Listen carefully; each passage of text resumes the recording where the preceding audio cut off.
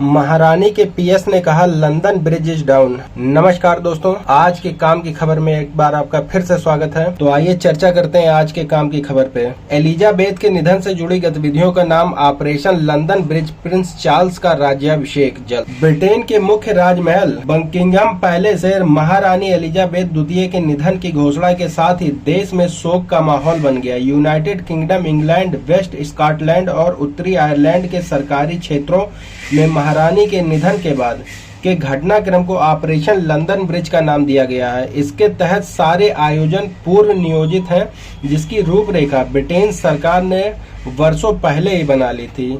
इसी प्रकार से प्रिंस चार्ल्स के किंग महाराज बनने की प्रक्रिया को ऑपरेशन स्प्रिंग टाइड का नाम दिया गया है। महारानी के प्राइवेट सेक्रेटरी ने बालमोरल कौशल से प्रधानमंत्री लिज ट्रस को संदेश भेजा, लंदन ब्रिज इज डाउन। इसी के बाद ब्रिटेन में राष्ट्रीय शोक घोषित किया गया और इससे जुड़ी अन्य गतिविधियां अमल में लाई गईं।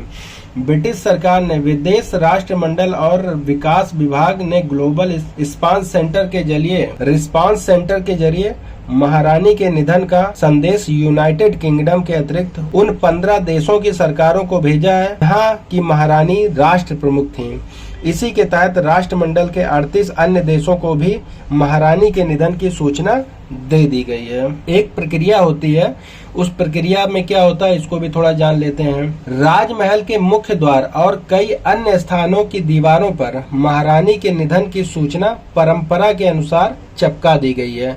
इसी के बाद लंदन के लोग रिमझिम वर्षा के बीच बकिंघम पैलेस के बाहर अपनी स्वर्गीय महारानी को श्रद्धांजलि देने के लिए एकत्रित होना शुरू हो गए हैं। भारत में 11 को राष्ट्रीय शोक रहेगा। भारत सरकार ने महारानी एलिजाबेथ द्वितीय के सम्मान में एक दिन के राष्ट्रीय शोक की घोषणा की है। रविवार को पूरे भारत में राष्ट्रीय ध्वज आधा झुका रहेगा।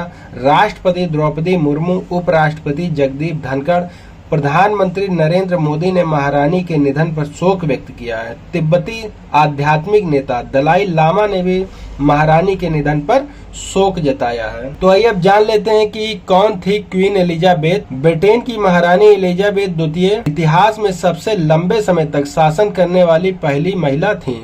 पिता किंग जॉर्ज के निधन के बाद महज 25 साल की उम्र में एलिजाबेथ ने ब्रिटेन का शासन संभाला। जून 1953 में उनका आधिकारिक रूप से राज्याभिषेक किया गया। इस कार्यक्रम को पहली बार टीवी पर दिखाया गया।